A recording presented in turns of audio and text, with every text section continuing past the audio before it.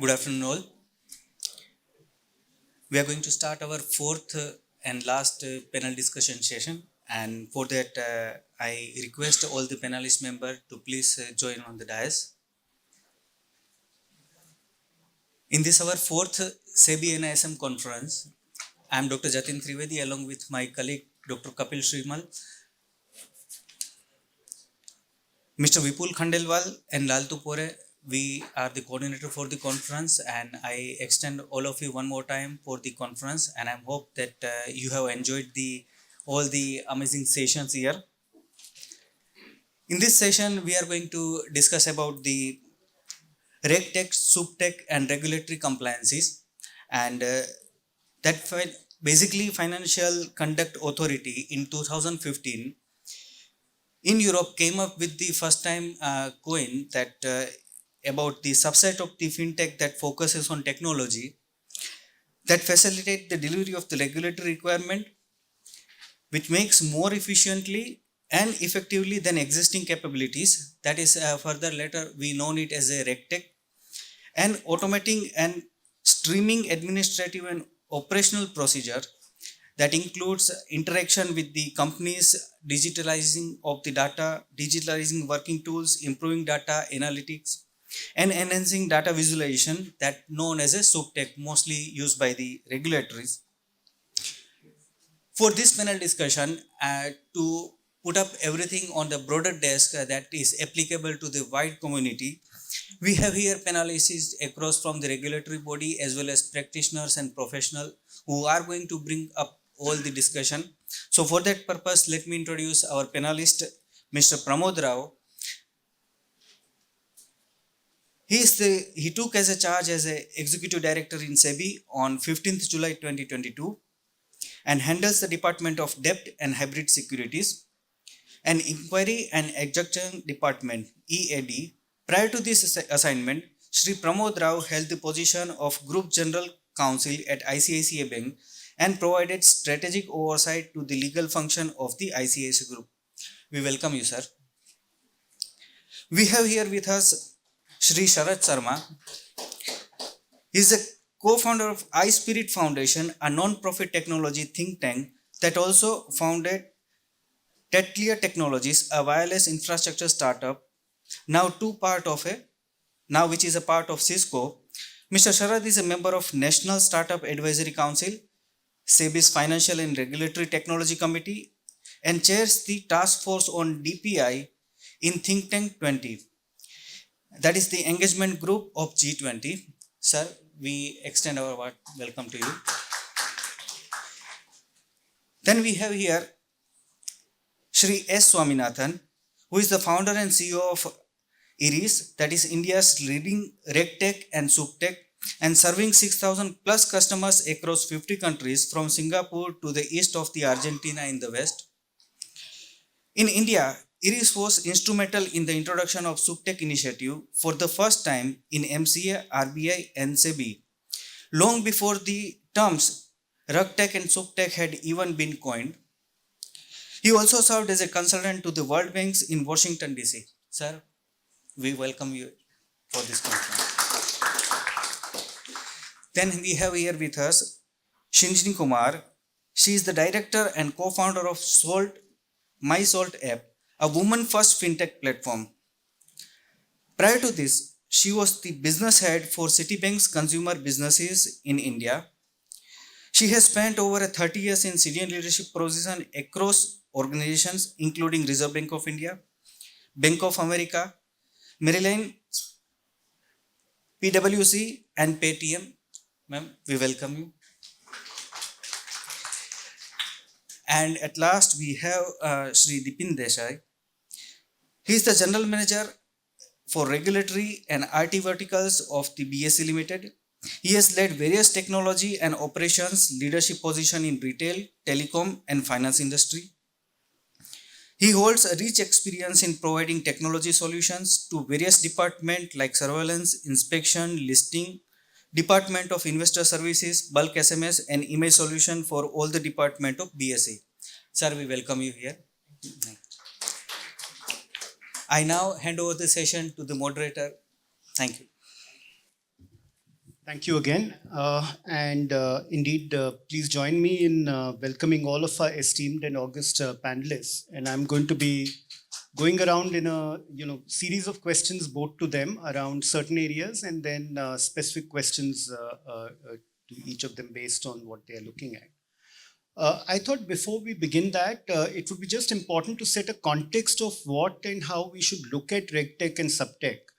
I would think of it as rule-based or principle-based or insight-based analysis that we do, both of technology, using technology, and also interactions with our regulatory entities. To me, I have been on the other side. I've sort of looked at law tech or legal tech as supporting businesses. RegTech and SupTech can be seen as supporting the regulators in terms of both their regulatory requirements as well as supervision requirements. In many aspects, I would say India is at the forefront of several of these things, and yet in many we have a lot to catch up to as well. So we will, in this course of the panel discussion, touch upon many of them. With that, let me first turn to Dipen, both to outline where he thinks we are and how would we actually compare if we had to look at other geographies, at least in our key market, the stock market.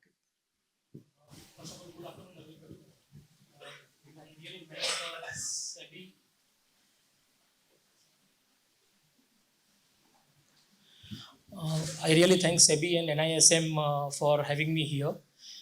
Just to coming to the topic of RegTech. So RegTech is currently the new fintech in the regulation space. At one hand, to have the safer markets, we have regulations, and at other hand, to support the regulatory world, we have the technology. Without technology, it's probably impossible to have the safer markets. So a blend of regulations as well as the technology is what we definitely coin it as a regulatory technology. That's RegTech. Now, this mainly has three facets, and these three facets are what RegTech has to support as a whole.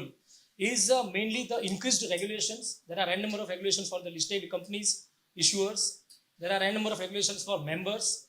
Yeah, but that is very important to have the safer markets. So increased regulation is the first facet. The data such collected for each regulation, that is from members, from companies on the exchange platform. That is the second facet of the being compliant to the Indian capital markets. And the third main facet is the seamless reporting of such data, such collected from the companies and members, and its dissemination on the exchange website, its usefulness for having early warning system, etc. So these are the three main things. Now, getting into the RegTech space, I will just like to give one analogy that India have progressed a lot in last probably 10 years as far as the technology is concerned in the exchange space, in the capital market space. Typically, we all have witnessed that in cricket, Sachin Tendulkar used to go out n number of times by Steve Bucknor. And after 2 minutes only, the replay was showing, oh, Sachin was not out, man. He didn't hit the ball. It was missing the off stump. He was not out. And then the next day in the media, whole cry that, okay, India lost the match because of the bad umpire decision. So at one end, after that, the regulator, the ICC in that place decided, okay, let's have third umpire.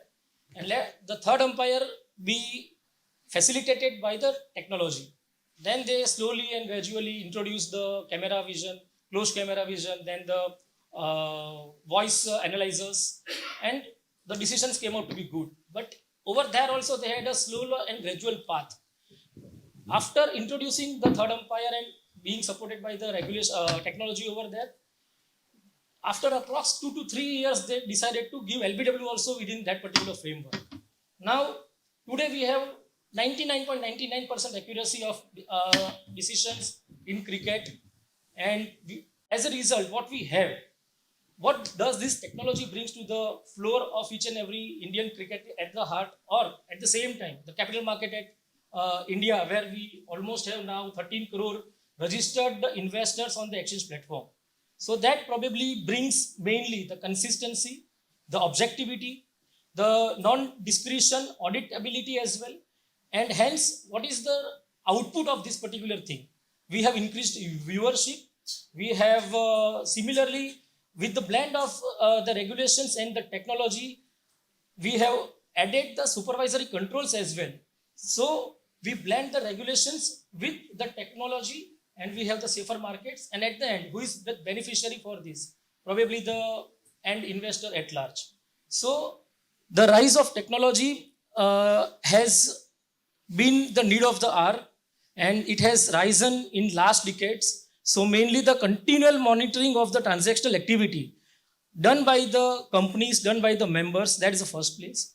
It provides the close and real-time insights to raise the red flags wherever the compliance data can probably raise the red flags for the safer markets, and identifying such huge data in the operations of that humans at manually cannot do it. Now, how do we achieve this kind of a landscape where there are 5,000 plus companies listed on the exchange platform, and there are almost 1,200 plus stock brokers which are supposed to trade on the exchange platform? So there are variety of technology like listing center which we have given to the companies to submit all the compliances on the exchange platform, and there is a BEFS called a system which is given to the members to submit all the compliances on the exchange platform. So in listing center module, we have typically corporate announcement filing system, which is accessed currently by more than 20,000 users, which are the company secretaries of the companies, and it has got multi-factor authentications. So whenever an announcement is submitted, it is received at the exchange platform and it is disseminated on the exchange website on an instantaneous basis. The average time taken in the entire journey of any price sensitive information from the company at one end, the exchange at the middle, and the website at the last is not more than 1 to 3 seconds, depending on the load at that particular time. The exchange doesn't withhold any information at any point in time because the information is meant for investors to make the financial decisions. So that's the corporate announcement file system. Then I will like to say something on the rumor detection and the news parsing. So typically around 7-8 years ago, surveillance team used to sit with the newspapers. They used to read the article, and basis the article they used to capture, okay, this is the company name, and there are 3 to 4 keywords residing into that article like merger, acquisition, etc. Basis that they will come to know that, okay, this is not a news, this is a rumor, because company have not submitted any information to the exchange like whether the company is going to do this activity or not. As a result, the exchange cross-checks that and asks company that this is something which we come across in so-and-so media platform. Are you going to confirm it or not? And that particular information is also disseminated on the website that exchange have sought the information from the company. So that brings the transparency. And as soon as the company submits the response, the same response is also made available to the on the exchange website for the investor. So-and-so clarification sought and so-and-so response received by the company. So we build a AI-based system in which we train the model, and basis the model, whatever news that are coming from almost 700 plus RSS feed websites, automatically the big data environment takes care of that particular article. If basis the weightage of each keyword, we give a ranking, and basis that the officer on the dais quickly comes to know that, okay, this is probably a rumor and not a news. Let us seek a clarification from the company. This is a joint exercise amongst exchanges. So other exchange also identifies such article, gives to us. We identify the article and gives to other exchange, and then we take it to the company. The next phase, we had something called as the OCR solution, which we implemented, like optical character recognition. The corporate announcement filing system, I just give you a figure that in the last calendar year, we received more than 15 lakh PDF files from the companies from Jan 22 to December 22. Now, each and every information which is residing in the PDF is optically read and put it into a big data environment. And again, on those particular information also, we create certain alerts which act as an early warning system, and then it is taken up with the respective company. But this is probably at a beta stage right now, not a foolproof thing. For common investors, we have launched a chatbot. So anybody can visit the BS India website, and there they can probably interact with the bot and have the information that is configured on the chatbot immediately. to ensure that the investors have their holding statement and cash balance figures available on their mobile immediately.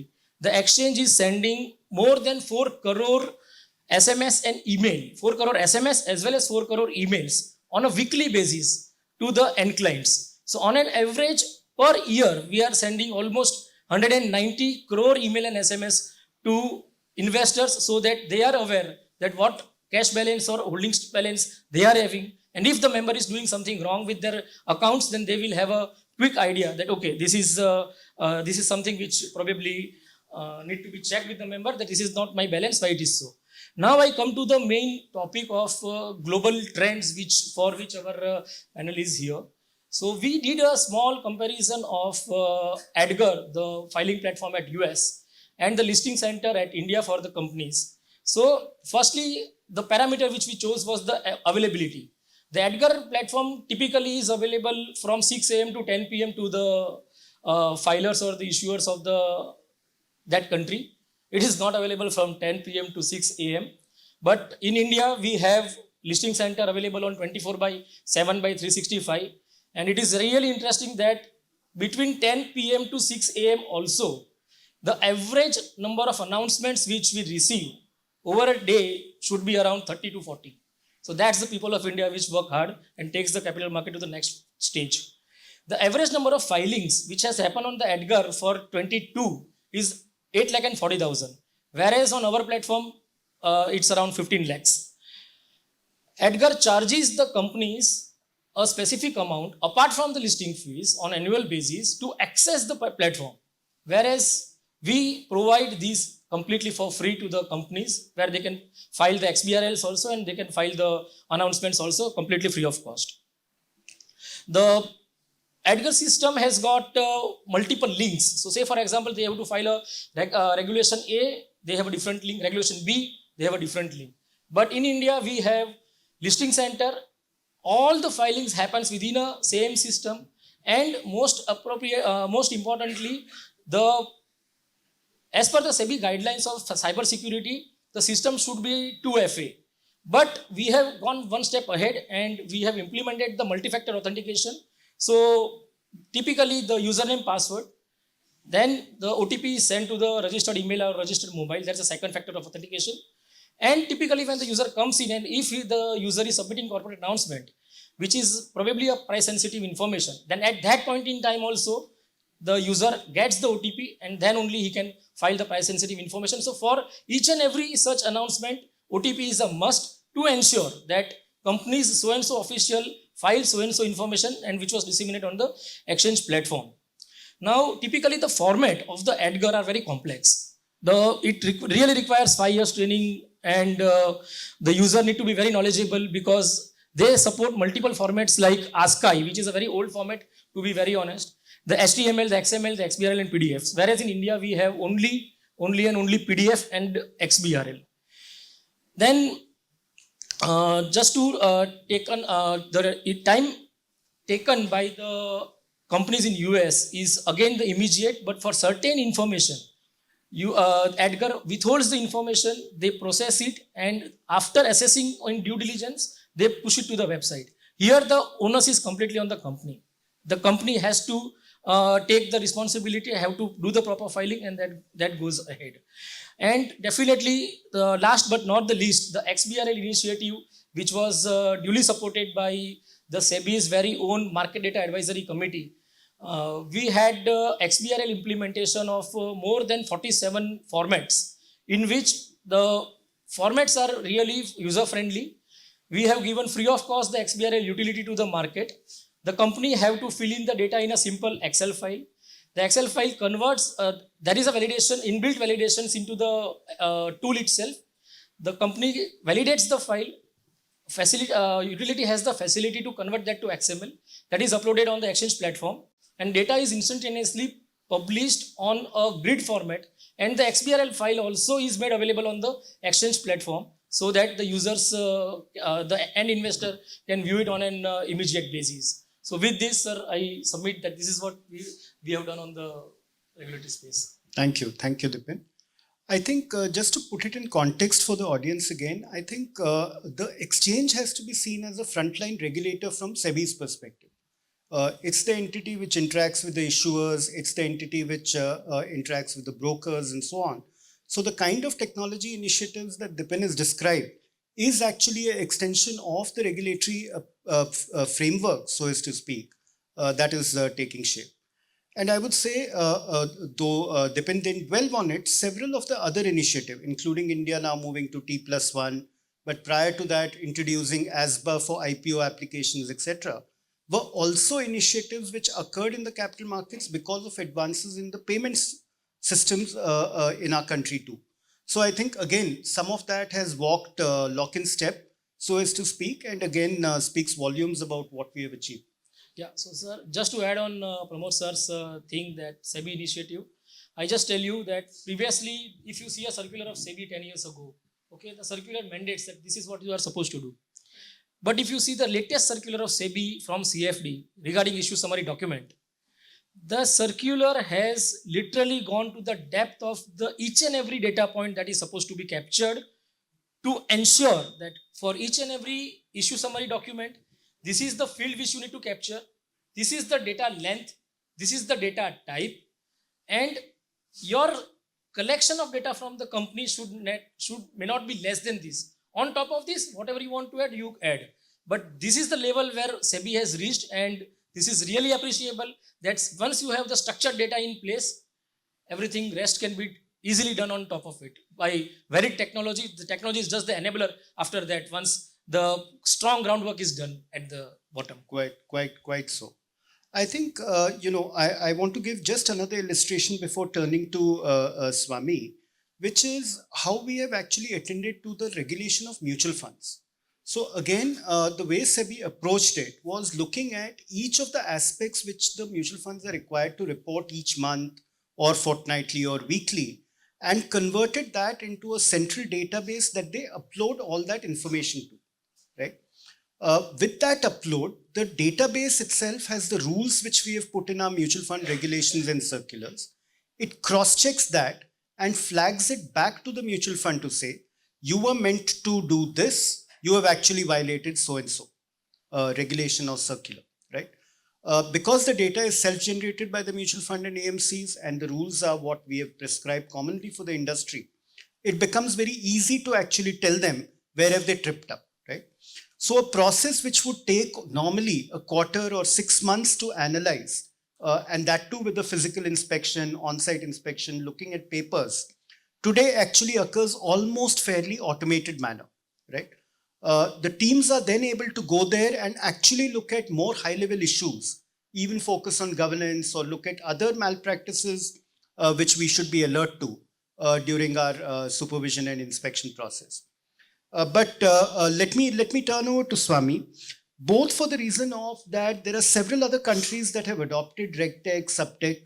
I think I heard in the introduction, if it missed the audience again, is that they were at it even before these terminologies were coined. So there is a breadth of experience and knowledge that I'm hoping he will share with us, and equally share with us what we can aspire to even as we traverse this journey. Please. Good afternoon. I'll take off from where Dipen started, contradict him in some places and add to what he said. One of the first statements that Dipen made was increased regulation for a safer market. The purpose of RegTech and SupTech is not to increase regulation for a safer market. It's to simplify regulation. I'll tell you how this whole thing got started. I think it's a very fascinating story. I tell stories, you don't mind, no? You okay with that? So way back in the late 90s, there used to be a lady called Mrs. Biswas at the ROC office in Bombay, in Marine Lines. One day, a few people walked into her office saying, "Kya aapne rasta band karke rakha hai?" Kya ho gaya? There were 5-6 trucks outside the road. They were carrying the printouts of the names of the shareholders of Larsen & Toubro.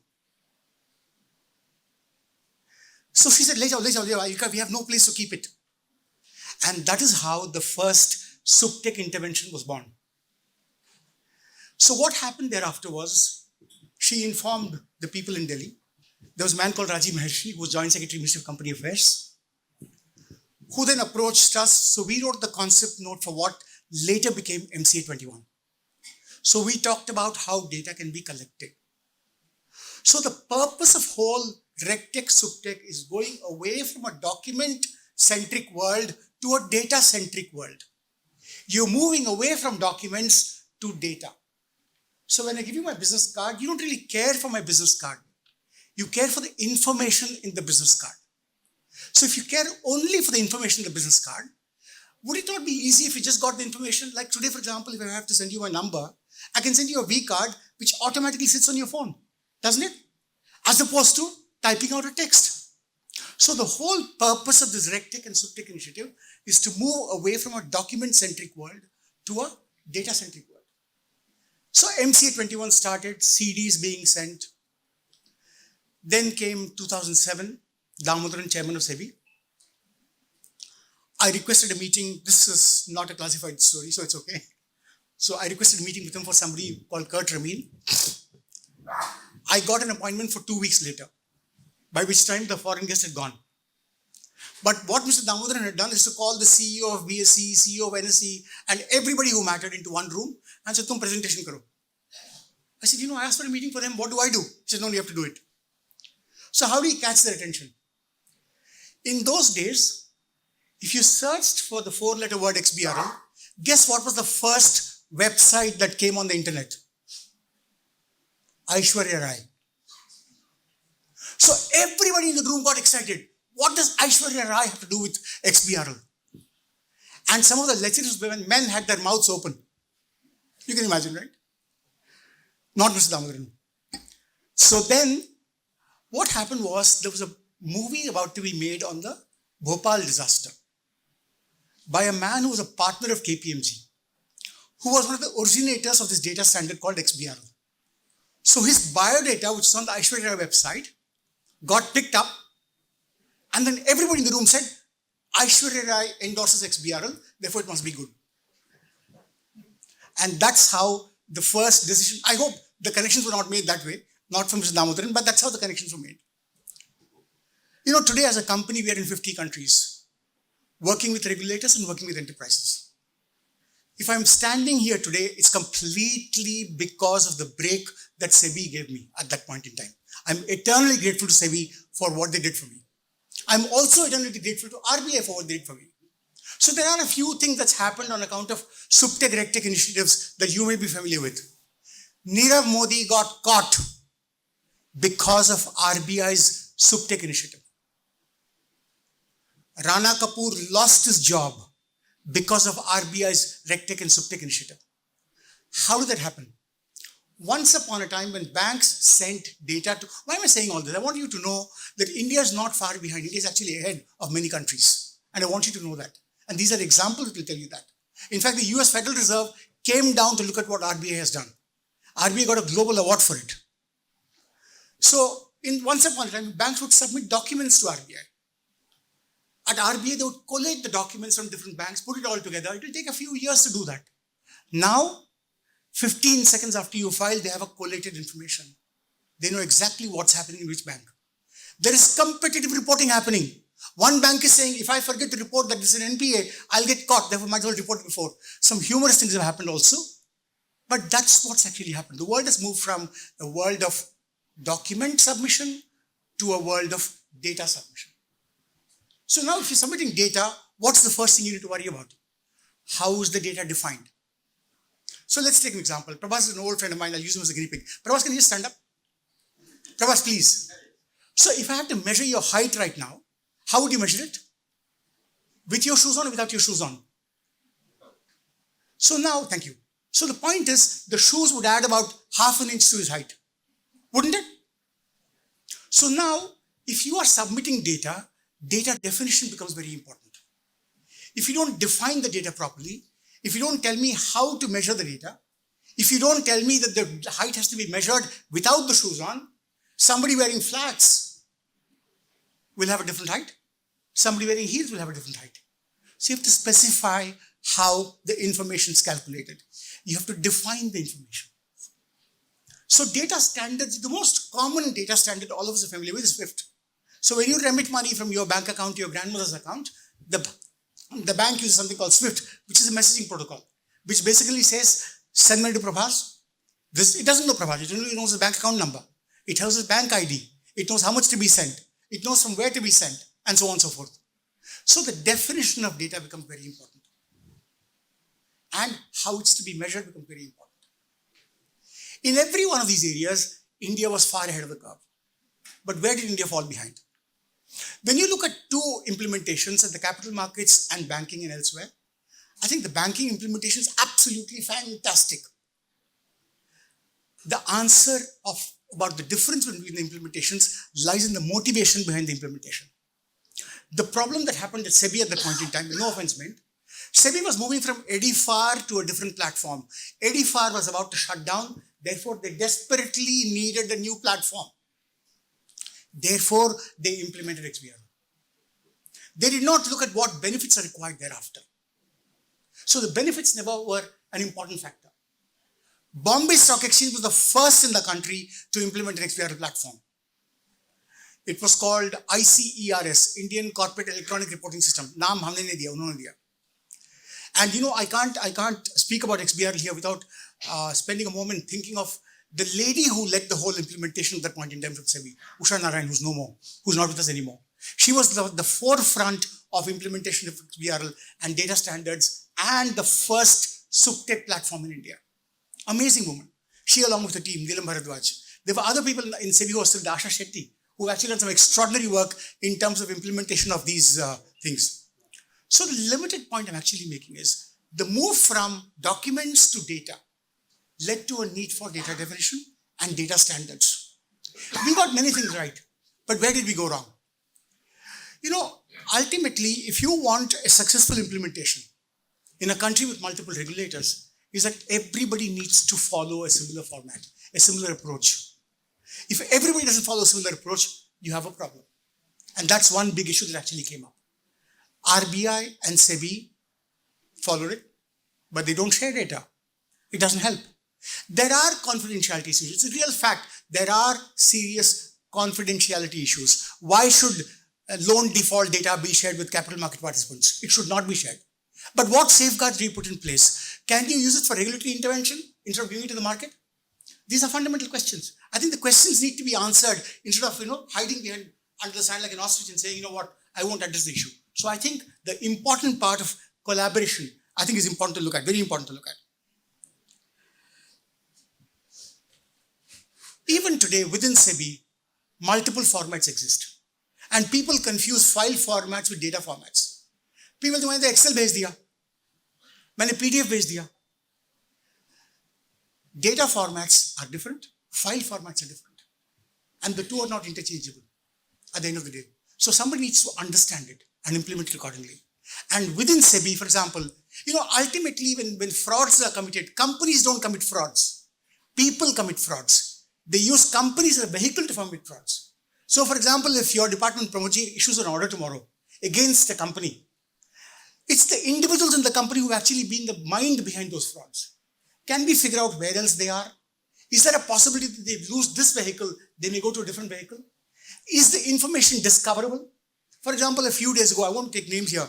A few days ago, there was a consent order passed which came through your department, where a very respected business family of Maharashtra got something fundamentally wrong as whether they are promoters of the company or not.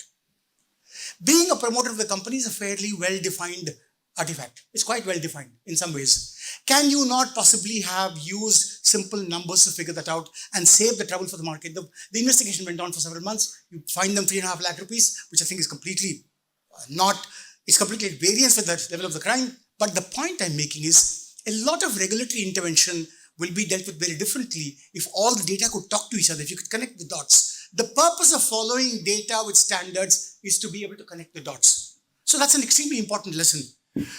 There's a market in the Middle East, I won't take the name, where they basically staved off a huge market default by looking at the positions of brokers, because brokers also need to file using this format.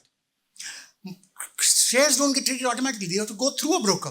By looking at positions of brokers built up over time and correlating it with corporate action, they could actually anticipate how prices would actually move. And they took action against brokers and preserved the integrity of the market because of this action. And I think that's an extremely important area that one should look at. I believe that there is no case for making exemptions for any market participant under any circumstances. For a rat to come in through the door, you don't need the door open. A small hole is enough. If you lay the pipe for a cable to come in, that's enough. So I think if you want to preserve market integrity, I think it's important to recognize that even चूहा भी घुस सकता है. So in many markets around the world, they have ensured that by not giving exemption to anybody, they preserve the integrity of the market. The other big thing that's very important, when you move to a framework of SupTech and RegTech, you want the information to be discoverable. A PDF does not lend itself for it to be discoverable. You want the document to be discoverable in a manner where there can be straight-through processing. You can write business rules. Today, for that to happen, the whole standard has also evolved over time. It started with something called XBRL, which is a machine-readable language. It's now moved to something called iXBRL, which is also human-readable. But there's a very interesting issue that actually comes up in this context, which will interest Pramod. When I apply a software on your filing, I've actually tampered with your filing. So the evidentiary value of something that I've tampered with is questionable. And this has been looked at in certain markets. And therefore, while Dipen basically says that we leave it to them to file, it's your software that's doing the conversion. Your software should not do the conversion. The burden of what's being reported should be left to the filer and not be, the responsibility should not be taken by you. Your software could actually misbehave tomorrow. Could. I'm not saying it has. So the evidentiary value of a piece of data that's been manipulated by a piece of software is actually questionable. And there's not enough case law written on it yet because there's not been enough judgment, enough cases that have actually been filed, but it's something that you might want to look at. I'm going to close here. I know I can go on and on, but I don't want to do that. I'm going to close here by looking at what's going to happen going forward. If you saw the budget speech of the finance minister, she talked about an integrated filing platform. When you have an integrated filing platform, you're actually going to share data between different regulators. It will start with one filing platform for a filer. So the CAG of the Government of India has actually now said that we need to move to common data standards across the country for both G2G and B2G. Today in the US, for example, all B2G reporting and a lot of G2G reporting is also moving to XBRL. Today in Australia, by moving all G2G to data standards, they're saving $1 billion a year. Any country which is short of money will actually gain from things like this. Today, Macedonia, which is a country which is there, it used to now called North Macedonia, known for Alexander the Great and Mother Teresa, they basically implemented standards-based reporting and moved up from number 85 in the world to number 3 in the world in terms of ease of doing business. Just 1 year. So those are the benefits. And I think staying focused on the benefits has its advantages and keeps you focused. As I said, I can go on and on. I'm going to shut up here because all that I have to say at the end of the day is, I hope at the end of this, SEBI sees merit on expanding the scope of what needs to be done and does it. Thank you. Thank you. Thank you so much, Swami. And for those of you who saw me on my phone, well, I was making notes as Swami was speaking so that I don't miss out any of those. But certainly, I think it is instructive and something which we should dwell on as to what we can do more, so as to speak.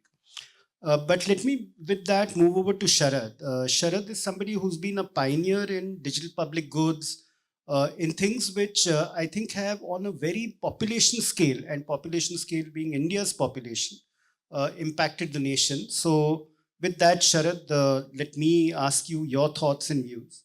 So I'll build on what Swami was saying. So Swami, if I understood you correctly, you said, look, we're moving from a document-based system to a data-based system. And actually, as data gets digitized, the next thing that you pointed out, which becomes very important, is how can we share that data? Now, in this area, there are things happening which I like to kind of talk about what will happen this year, because what's already in the market, you already know.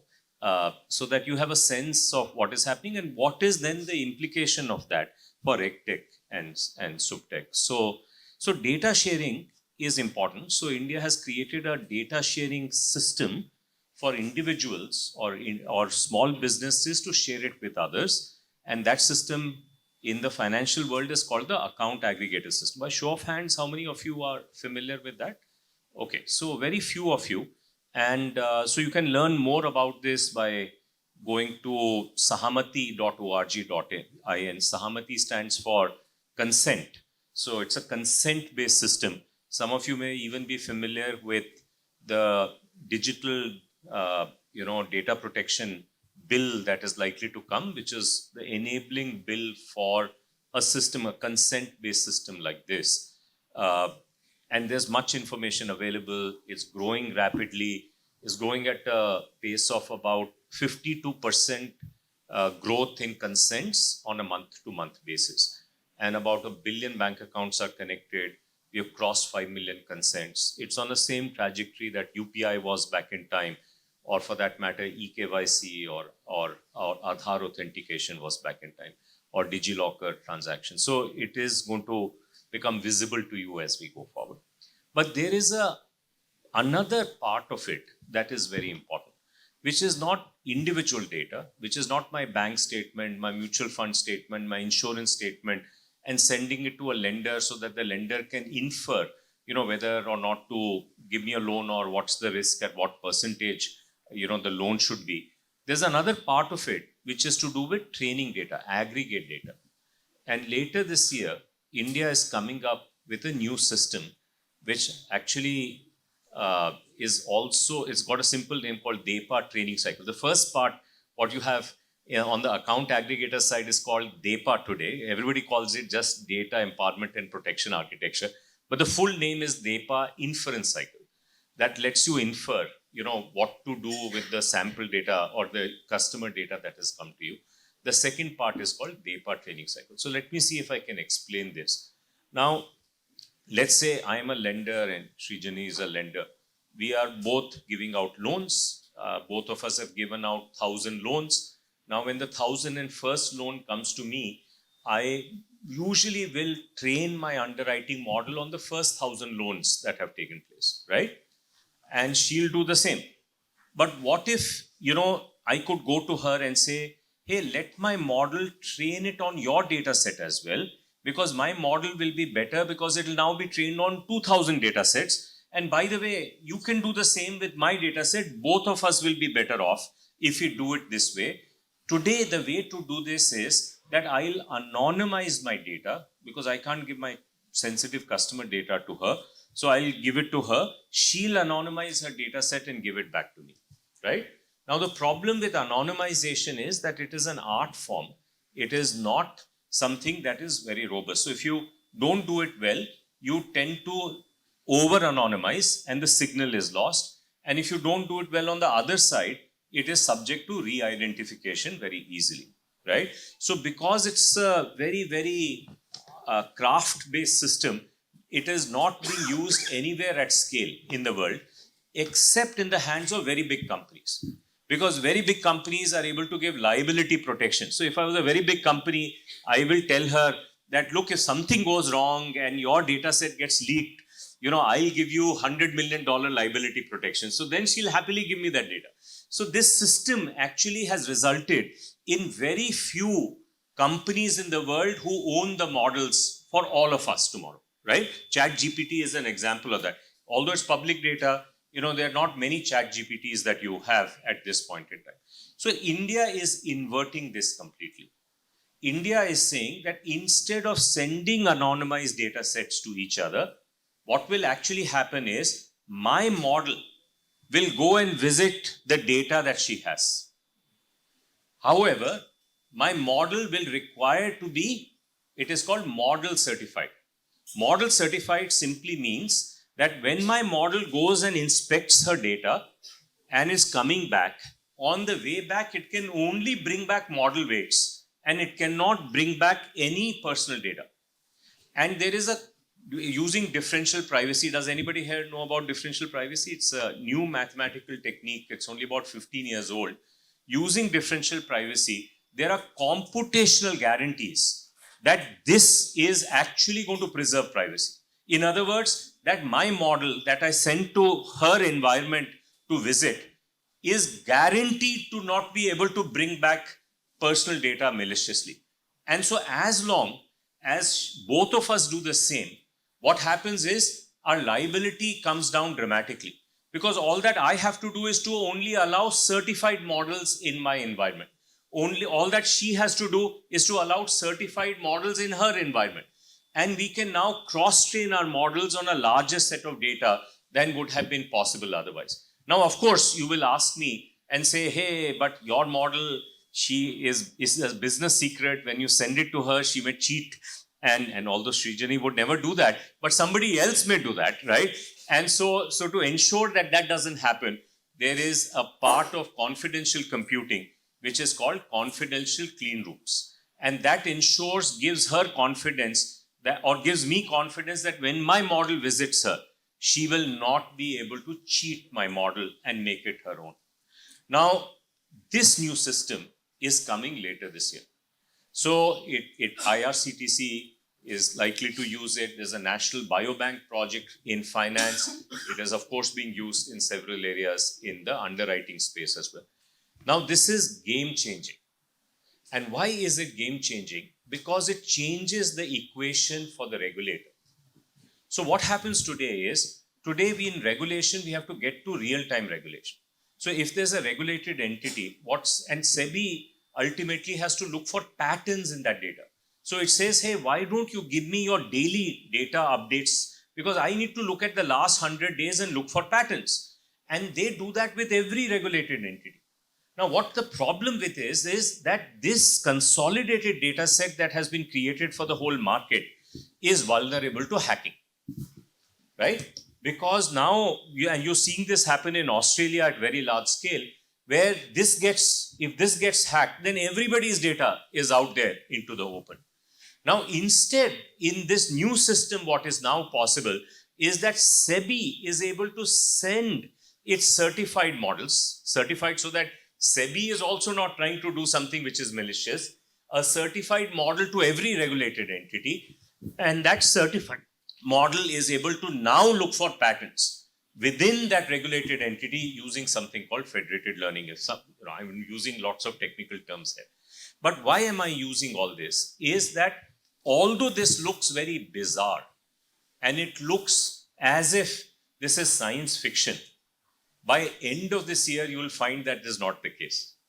And by end of the year, you will find that again, this is not the first time. This will be the third or the fourth time. India has done something which the world has not done yet, right? So do you know another example of this? Is there anybody here who doesn't use UPI? Right? So I just want to put this in perspective. Today, the number of UPI transactions will be China. So if I go west, Korea, all of Middle East, France, UK, and US put together. We will do more transactions than all of these people put together, right? And so this fast payment system is an India invention. Now, of course, it'll go to 70 countries. So our account aggregator system is doing well, which allows one type of data sharing. It's for inference purposes. This allows another type of data sharing, which is very important for either model building or for pattern seeking. And regulators need pattern seeking because many of the problems they're looking for are actually not they're revealed only when you look at patterns of data. So this is really what is coming. And later, if there's another time available, then I'll tell you how this fits into the DPI story, which is really part of India's calling card now across the world. But I'll come to that if there is time. Thank you so much. Thanks, Sharad. So truly, as you can see, we are very excited with what we have accomplished, but there is far more to do as well. And whether it keeps Sharad alive or not to all of these issues, it certainly does for us. But when we do all of these things around RegTech, SupTech, and so on, the entity we need to think about the most is the regulated entity. And I'm hoping Shinjini comes in from that perspective because she will be the receiving end of all of these, right? Whether from the customer side, but more importantly from the regulator or the supervision side. So Shinjini, over to you for those perspectives. Thank you, Pramod. Can you guys hear me? Oh, cool. Okay, so one of the things that I have learned to start telling my team, because I have a small team of 30 people in my startup, is that if we had all the time, all the talent, and all the talent, all the time, all the talent, and all the money in the world, we would be able to solve all the problems. Okay, but nobody has the perfect coincidence of all three things, and therefore everybody needs to choose things wisely. Everybody needs to make priorities, and typically, how you choose your priorities is a function of the state of technology in which you live. So, when there was no technology, you had wheel as a technology, you solved problems that were around the wheel, the speed of the bullock cart. Now, because you have technology that you have been hearing about, we can solve bigger problems. So, the fact that you find so many startups in this country and so many people who want to use the current technology to solve the problem for hundreds of millions is an unprecedented thing, because this technology and everything that Sharad talked about, everything that Dipen talked about, everything that Swami talked about is available. Okay. So the temptation to take that technology and to change everything and to do things in a new way is very, very real. And therefore, what happens in that process to that regulated entity who needs to now deal with this regulation, right? So it's not like I didn't need to deal with that regulation earlier, but I need to deal with this the setup that I currently have in this current state of technology. Now, a very interesting thing happens here, and I can tell you this because I've been a regulator and I have had run a business and I'm now running a small business, and I've developed a perspective on what really happens. What really happens is that doing business is the art of the possible. So you have to obsessively focus on what is possible. You cannot afford the indulgence, even one bit, of what is idealistic or what should be. But when you are a regulator or when you are a technology company, you can actually visualize things that are beyond you, and you can actually create infrastructure which can be UPI, which can be account aggregator, which can be SupTech, RegTech. And therefore, how do those costs, how do those infrastructure translate into work for the regulated entities is something that needs to be thought through by people who are implementing it. Just like when we build product, we think of you as consumers. So if I'm building financial products for women in my company, every single day I have to tell myself, what I'm building, is it really going to help that woman there who runs a house or who runs a shop or who runs a business, right? That's the question I have to constantly keep asking myself. So in the same way, I think the whole availability of technology, availability of data needs to ask that question. I'm going to end, but on a with a very small sort of problem that happens in this process. The problem that happens in this process, and I have always said this, that India has first world regulation and third world revenues, and everybody who does business in this country is caught in that, straddling that. So what ends up happening is that nobody in India deletes anything. Everybody likes to add. So if all of us like to buy things and keep them and bring them in our house. We don't like to take things out. So every time technology shifts, whether it is regulators, whether it is service providers, they add more things, nice things like data. We are moving from paper-based to data-based, but we continue to be with paper-based also. So I just submitted to your organization, ICICI Bank. I was opening an account and I was asked to give a fax indemnity. And I kept telling them, you can't be serious. You can't be asking me for a fax indemnity now. But they said it was part of the paperwork, and if I did not submit it, I wouldn't get the account. And rather than, you can't fight for these things, so it's better to sign the tax in. Very simple things. We are 3 co-founders. We are a 100% remote company. Remote is the future of the world, but the amount of problems we have in doing any work that is either with, whether it may be a platform like BSC or it may be. So what I'm trying to say is that needs to be that user angle. Who is the user of this, architecture? And I think things like UPI have done a good job of thinking through that, and I'm sure that will happen as we go along. But I just wanted to put that point on the table from everybody's side. No, thank you, Shinjini. And indeed, I'm sort of reminded of, when Gmail launched and they gave us 5 GB, all of us were so impressed. We said, wow, 5 GB, we'll never achieve it. And then very soon, they increased it to 15 GB, and we thought that's also still wonderful. And today they market and tell you that, you are at 80%, 90% of your data consumption, and you still want more. And the truth is, this is something I realized later. What Google Cloud or whatever other storage space that you're using actually is playing on nostalgia, right? It's very strange to think of it that way. But when Google Photos pops up and says 8 years ago, right?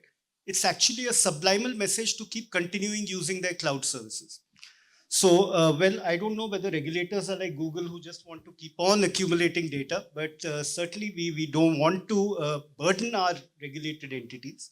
So the point you make is that as we move to data, we should obviously let go of documents. And I think that's a point well made. And that is what I would connect to what Swami also said. Indeed, we view RegTech and SupTech as both liberating us and the regulated entity.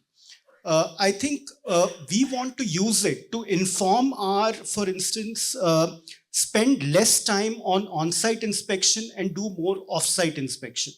And what enables off-site inspection is really this data flow, is really being able to put it in the rule-based process and know that are there trips which they have made, are there failings which are already notable, or is there something more that we need to go and sort of inspect in a on-site inspection?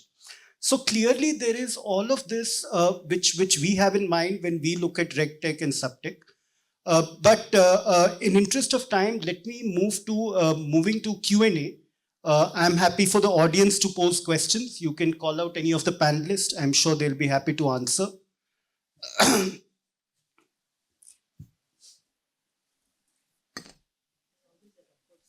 Yes. Who's going to be the first to ask? Yes. Okay, if there is any question, please ask. We can take you some tweeted questions. about Wirecard in one of your tweets about a few months ago. Yes. Yes. The Wirecard annual report of 2013 has the problems. Nobody saw it. Now there are 220 public companies in India for whom the numbers in the schedules don't tally with the numbers in the balance sheet and P&L. I'm not going to give you the list. But we found it by just tallying the data. There's a certain company in India which wins a corporate governance award almost every year. They have a number of subsidiaries. They take credit for dividend from the subsidiaries in their financial statement. In the subsidiaries books, there is no provision for dividend. No, and the beauty of it is that when it is data available like this for analysis and for being able to bring it out, I think indeed that's what makes hopefully the supervision and the inspection side easier. Okay. Can I ask a question back? How many of you are under 30 here? So I want to paint a picture for you that is of a new India, that it is very important. I was roughly your age way back in early 90s, right? And I used to work for a company called AT&T Bell Labs, and I visited Sweden because the world was visiting Sweden. And why were they visiting Sweden? Because they wanted to see this newfangled GSM system working there. And by 1995, 50 countries, including India, had decided that they will also have mobile telephony in India. And some of you would have got your first mobile phones, I would imagine, in 97, early 97, late 96, right? And now, of course, by end of that decade, more than 50 countries had mobile telephone, right? Are you with me? Today, what has happened is that the world is, what India's contribution to the world, this is the world you are growing in. India, some years ago, became the first country that said that flow of people, flow of money, and flow of information will be mediated by public infrastructure, digital public infrastructure. What is flow of people? Flow of people is Aadhaar in India. And for another 10 countries, there's an Indian system called MOSIP. You can go and check it out, mosip.io. 350 million people have signed up to use it. It's parked in IIIT Bangalore, right? 80 million people are already using it today. All of Philippines, Sri Lanka, Morocco, and many other countries. Flow of money. And you all used it because if you got your COVID and COVID certificates and you got your vaccination, you were tracked in the system through your Aadhaar number. If you want to be tracked in the health system, it will be through Aadhaar ID, right? There's a flow of people. It's a digital identity system. Flow of money, I already described to you, is UPI. We have a better system than anybody else. What is now coming is flow of information. And I described the new part. You have to also go back and learn about the old part. Now, why is this important? Because this completely upends how the whole system will be set up in the future. Not just the regulatory system, but also how startups will be set up, how the whole countries will be set up. Today, as India, we have 50 countries that are now the new Sweden in the world is India. We have 50 countries which want to replicate this foundational digital public infrastructure called in India, India Stack, and make it happen in their own part of the world. There is no other country in the world, including Estonia, that has all the three. We are the only country in the world that has all the three. This is going to radically shape your future. If you want to be a modeler, building AI models, I am telling you this will be the best place to be in the world. If you want to be a financial intermediary, this will be the best place because we'll have the most secure systems. And Shinjini was asking me, why is PhonePe? What's their plan? Why is PhonePe a company happily coming back to India and the government says, when you come back to India, by the way, you'll have to pay $1 billion, tax to become re-domiciled in India. They're not doing any choo-choo. They're happily doing it because for them, this is the model for the world. Right? So this is the place where you are for the first time, I think in the last 100 years, you are in the right place at the right time. And my submission to you, especially the under 30, is to learn about this and fully embrace this as you go forward. Because the world of regulation will change, the world of private innovation will change, and that is what will give us not only inclusion, it will give us essentially two things. It will give us a new, more robust ecosystems where fewer rogue intermediaries, fewer problems with, for malicious actors. Why? Because everything is going to be digital. You'll be able to find patterns, regulate better. Second, we are going to move to techno-legal regulation, which is already happening. UPI is great for private players who offer payment services. Razor Pays, Phone Pays, Google Pays, Bharat Pays of the world. But you know what? It's very good for RBI as well because it keeps fraud very low. Why? Because the public technology that is there in UPI serves two masters. It serves the regulator, but it also serves at the same time the innovator. And this is the point Swami was making. By having this, the innovator feels my life has become easier. The regulator feels my life has become easier. And you can shape the environment with public technology and public policy much better than you can do just with public policy. So do you know, from Bangalore, there is an AI language called Julia, right? Has somebody knows about this? I heard somebody mention, yeah. Huh? So FAA, when it issues the crash avoidance policy, it's not written in English. It is written in Julia language. If you want an English version, you got to take the source code or the policy described in a computer language, and then you can get an English version out of this. So hopefully our regulators will also get there. India is going to be at the leading edge of this. Please embrace this. Don't think like the 40-year-olds in the room or your colleagues or your professors. Think afresh. That is the new India that will emerge from your hands as we go forward. No, and truly to underscore what Sharad shared, for a lot of you, if I say the words GDPR, you will immediately recognize it because Europe set the standard on what they thought is data protection and privacy, right? And yet they are learning from us in terms of the account aggregator and consented data. Account aggregator system is bigger than GDPR in the number of accounts that are connected. And it was launched only in September of 2021. It's not even 2 years old. So please think about, that actually we have become thought leaders and implementers in various different segments. But Pramod, if I can add one thing to that, when Dipen was talking, he was talking about comparing America and India and saying that they have to maintain their system in so many languages that are obsolete, whereas we can only do XPR. Now, that is the opportunity that also India has, because much of the legacy that we have, there are completely new products. So payments, for that matter, is why is it so beautiful for both regulated and regulator, is because it's a whole new infrastructure. So there is no legacy of the paper or an older technology, and that's why it works so beautifully. And so and that's where I was saying that where we transition, we need to be a lot more careful about how do we create that clean interface. Otherwise, we will all be stuck in that America situation, right? You have to always, and we all know why they are in that situation. no, But and it continues to amaze me, but America has more checks that are written in that country than are probably written in India, right? And we are far bigger in population, and yet we have sort of almost eliminated it as an instrument. But yes, any questions from the audience? I know this panel can continue speaking, but please.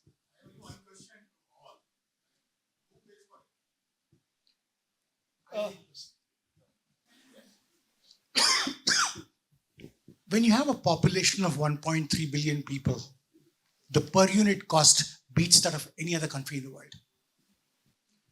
But truly, yeah. So it's a very important question. See, when you do public infrastructure is actually two types: publicly provisioned public infrastructure, privately provisioned public infrastructure. So what India's contribution to the world is that it said some of the digital infrastructure should be public infrastructure. So it did that for identity, payments, and now information. Identity is publicly provisioned public infrastructure. So our taxpayer money pays for it, right? Aadhaar is, UIDI is paid out of our tax expenses. There may be a usage fee that kind of pays a little bit for it, but it's a very efficient system. It doesn't cost. UPI is free to all of you, right? But it's privately provisioned public infrastructure. It's like our airports, our Bangalore, Delhi, Mumbai airports. But if you go to Chennai or Pune, there are publicly provisioned public infrastructure. So we have both types of airports in our system. We have both types of ports in our system. We have both types of roadways in our system, right? So in India, the innovation is how do you make a payment infrastructure? Remember the payment system, Visa, MasterCard, Alipay, WeChat Pay are private infrastructure. They're not public infrastructure. So India's innovation is multifold. It says first there'll be a public protocol called UPI. The only protocols, you mentioned protocols. Protocols are TCP IP, are SMTP, are HTTP. All these Ps are session initiation. All these protocols have come from one country. Today in the world, Japan has not produced any protocols. Europe hasn't produced any protocols. Today, there are only two countries in the world that are writing public protocols. There is still the US, and the other country is India. Who's writing them in India? It happens to be a band of ex-R&D people who are doing it as no greed, no glory volunteering. But that beside India is doing it, right? So that is number one. So that is coming free because it's being done by volunteers. But the point is, UPI is a privately provisioned public infrastructure, and yet it's very, very efficient. Our account aggregator system is also privately provisioned public infrastructure. Public infrastructure means capped profits. You can't have uncapped profits. At the same time, you need animal spirits for it to grow. That design of that system is hard. But India with regulators, India's pulled it off. And that is as much an example to the rest of the world as the fact that we have a wonderful protocol that works all the time. So there is this magic that is happening, which is, I hope, better appreciated as we go forward. So these are public infrastructure so that innovation can thrive on top of it as we go forward. Yeah, I'll probably conclude it with just one other thing. And I think both Swami said it, but also Shinjini. The cost of RegTech and SupTech that we roll out is to, as I said, reduce the burden on the regulated entity and the regulator. That is a cost saving, right? Imagine the kind of compliance departments, the filings and the documentation that otherwise needs to be submitted. And after it's submitted, somebody needs to review it too. When it comes in form of data, it's far easier for them to file, far easier for us to look, right?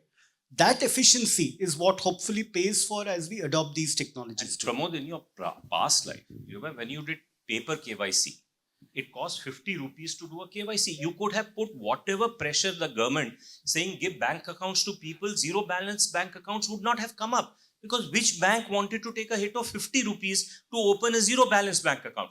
When eKYC came, eKYC is more secure than paper KYC and it costs only 2 rupees. So a private party like Jio, many of you must be using Jio SIM, decided to do only eKYC. No, but not because the government asked it to do, because that was the most efficient way to do it. The choice was between spending 2-3 rupees versus spending 50 rupees. So good designs of this public infrastructure actually release a lot of value, and they are more efficient for both the regulator as well as the regulated entity, and therefore can lead to inclusion in a way that we don't foresee today. Okay, so we are running out of time, and I thank our moderator, Mr. Pramod Rao, for driving such a wonderful session, and all the panel members bringing up all the informative discussion. It's very rich in intellectual manner. So, to proceeding further, we are concluding the session, and I, on behalf of my conference committee team, felicitating you a token of memento. So, for that purpose, I request our registrar and CGM SEBI Sri Sunil Kadamji to felicitate Mr. Pramod Rao.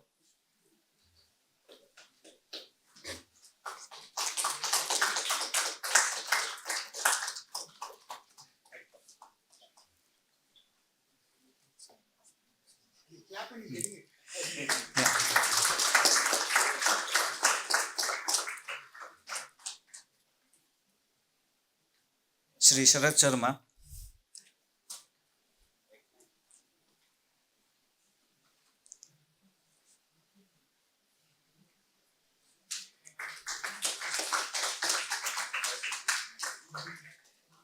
And Shri S. Swaminathan.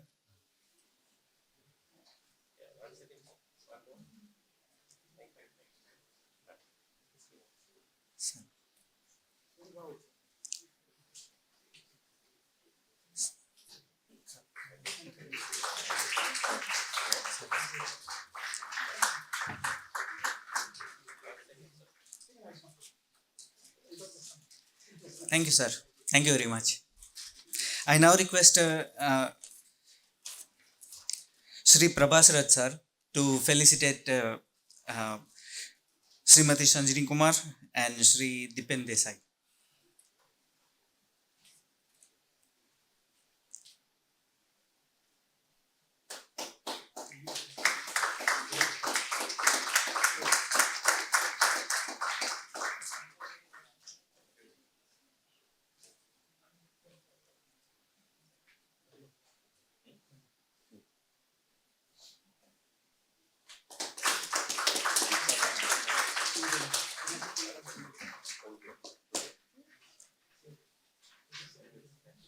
Thank you very much. And here I conclude the panel discussion.